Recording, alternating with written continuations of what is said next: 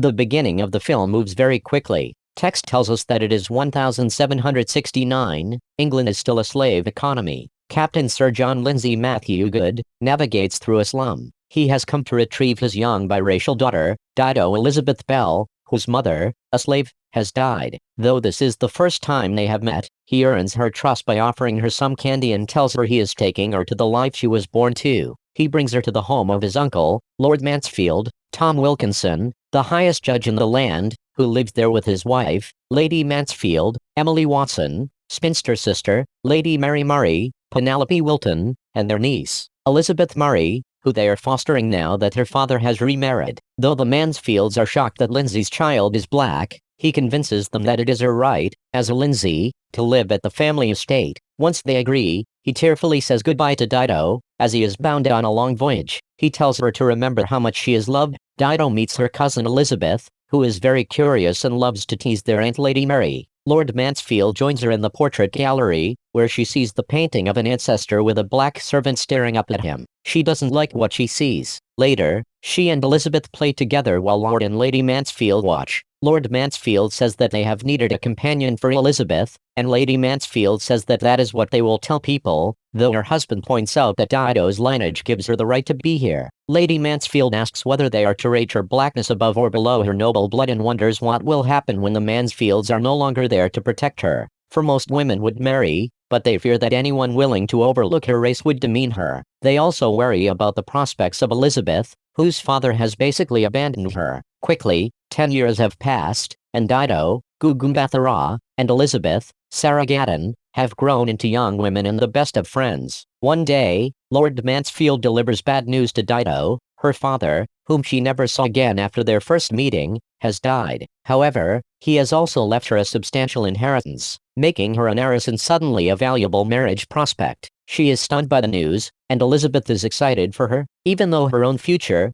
having been basically disinherited by her own father in favor of his new family, is very insecure. The Mansfields decide to throw a dinner party, hoping to find a young man interested in Elizabeth. Dido is pleased, until she is reminded that, while she dines with the family when they are alone, it is not proper for her to be at a formal dinner. She can, however, sit with them as they relax after dinner. That night, Lady Ashcroft, Miranda Richardson, and her sons James, Tom Felton, and Oliver, James Norton, come to dinner. The mother and eldest son, James, are clearly very racist and only interested in finding a rich wife. At dinner, Lady Ashcroft pesters Lord Mansfield about a case he is hearing in court, about a ship called the Zong, but he will not talk about it. Meanwhile, Dido is walking through the grounds while she waits for everyone to finish dinner. She is startled by a noise and rushes back to the house. Moments later, the young man who startled her, John Davennier, Sam Reed, arrives with a message for Lord Mansfield from his father.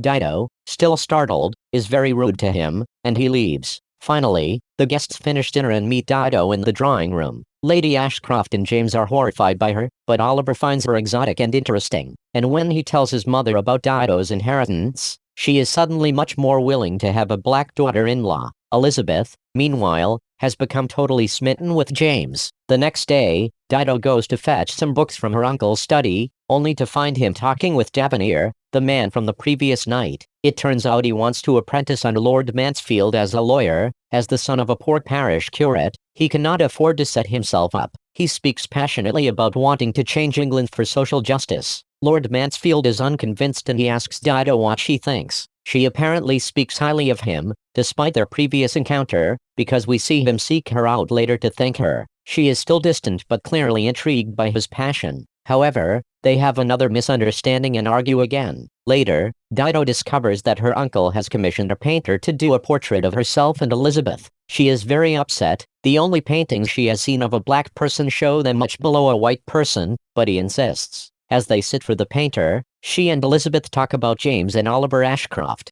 Dido once again hears mention of the Zong case her uncle is trying, but no one will tell her about it. Leaving another sitting a few days later, she runs into Mr. Davennier. She asks him to tell her about the Zong. He is shocked no one in the house has told her. The Zong was a slave ship that threw its slaves overboard, still alive and chained, citing that it did not have enough water for both the sailors and the slaves. The insurance company is refusing to pay for the lost cargo and Lord Mansfield is hearing the case. This, by the way, is an absolutely true story. Dido is horrified by this, and he agrees with her. Later, she confronts her uncle about the case, but he insists there are many angles and is angry that someone told her. He angrily dismisses Davenir as his student, especially after he seems to suggest that he would like to marry Dido. Their attraction has been obviously growing. Dido is sad to discover Davenir has left without saying goodbye. Some time later, Lord and Lady Mansfield take Dido and Elizabeth into separate rooms to tell them something. The family will be going to London soon. The girls are overjoyed.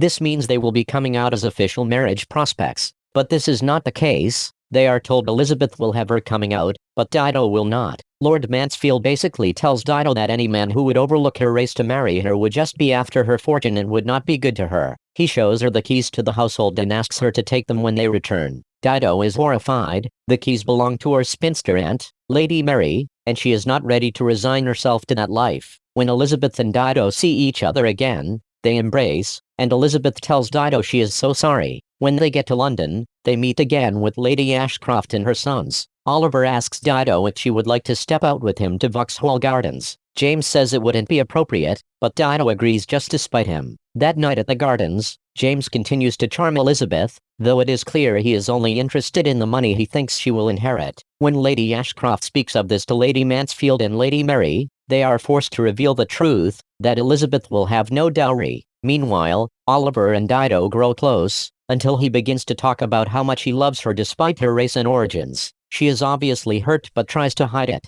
Suddenly, she recognizes Mr. Davenir in the crowd. She slips away from Oliver and goes to speak with him. He tells her he has now joined a group of young men trying to spread information about the Zong case, with the hope that, should Lord Mansfield rule against the traitors, it will strike a blow to the trade in England. He tells her where he is staying, if she ever would like to meet him. They are both very happy to see each other again. Since he learned of her poverty, James has stopped visiting Elizabeth, who still believes he loves her. Oliver, however, continues to court Dido, even as she begins to secretly visit Mr. Davenir to help him with his cause. Eventually, Oliver proposes to Dido, who is taken aback but agrees. Elizabeth, though, is crestfallen that Dido, with her fortune, did not even need to marry, has secured a husband and Elizabeth has not. Still, the girls remain friends. After her engagement, Dido sees Mr. Davenir again to tell him, and talks about how she realizes she has been doubly blessed with freedom, as a black person in a slave nation, and as a woman with the income not to need a husband. However, she says, she would still like to have a marriage of equals, where she and her husband can be partners. Dido decides to sneak into her uncle's office to see if she can find any evidence for Davenir. What she discovers, and shows him, is a map of the Zong route that her uncle has marked with all the places they failed to replenish their water supply. This proves that the slavers were negligent and that they knew their diseased slaves would be worth more dead and insured than sold on the market. Later, at a garden party, James Ashcroft corners Dido and tells her he will never accept her as his sister-in-law. He reveals how little he cares for Elizabeth and shows his disdain by grabbing Dido's arm and shoving his hand under her dress. She is sickened by him. Later, when she tries to tell Elizabeth about it, her cousin refuses to believe her, and they fight for the first time. Lord Mansfield has also discovered that Dido has been visiting Davenir, and he confronts the two of them.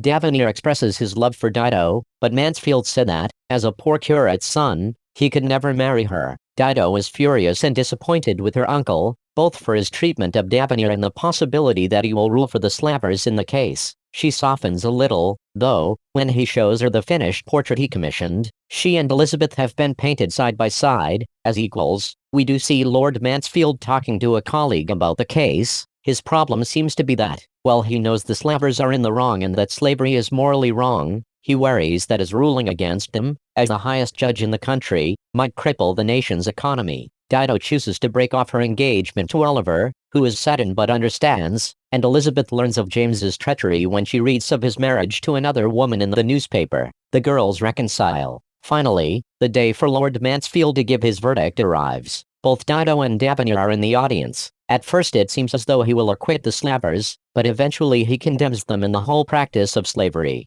Dido and Davenir are overjoyed. They meet Lord Mansfield outside the courthouse, where he tells them that he will again take Davenir on as his apprentice, which will give him the income to marry Dido. They embrace and kiss. Text tells us that Lord Mansfield's ruling in the Zong case marked the beginning of the end of slavery in England, that Dido and Davenant married, and that Elizabeth II eventually became a wife and mother. It ends with the real portrait of Dido and Elizabeth.